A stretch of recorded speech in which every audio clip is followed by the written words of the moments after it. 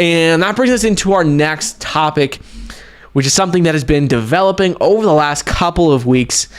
And that's with China. So right now, China has been making a lot of major moves with crypto lately. They've been talking a lot about, first of all, banning cryptocurrency trading activities. Then they banned Bitcoin mining. Then they really said, look, we're not just saying we're banning crypto mining and banning crypto trading activities like we used to. We mean it. And this time they stepped in. They got involved with the 5 biggest banks in China, and they made sure that they cracked down on any sort of crypto-related activities.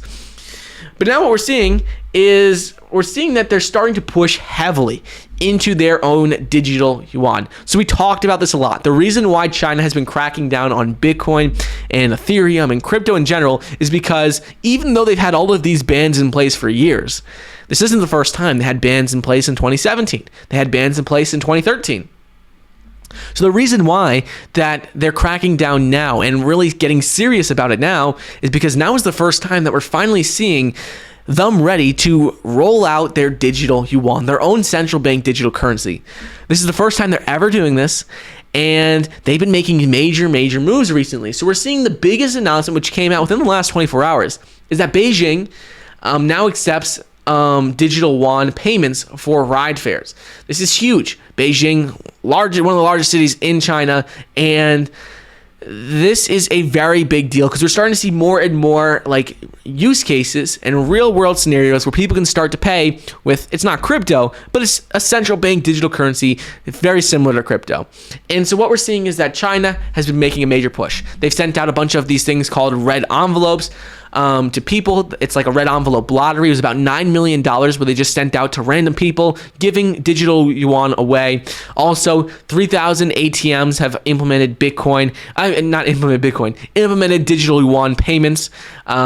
In addition to that, subcontractors, workers at major companies like JD.com, like Alibaba, are already getting paid with the central bank digital currency, the digital yuan. And now that we're seeing on top of all this that people can pay subway rail fees with the digital yuan. So this is huge. This is huge because what it shows us is that even though we don't know exactly how much people are adopting it, what we do know is that China is doing the best they possibly can, making the biggest push they possibly can to get people directly involved with the central bank digital currency because they don't want anyone or anything to get in the way of their own digital yuan. If it's crypto, banned. If it's another currency, banned. They don't want anything to get involved where it's going to take away from their digital yuan.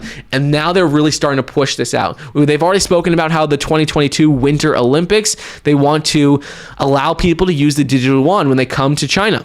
They said that they're going to be testing it, using it a lot there. Seems like they're accelerating the process even faster. They have over 3,000 ATMs that accept the digital yuan. Now they're accepting it for subway rail fees. Now people are getting paid with it at companies like Starbucks and JD.com. Companies that do business in China are paying employees with it, and they also are accepting it. So this is exciting to see.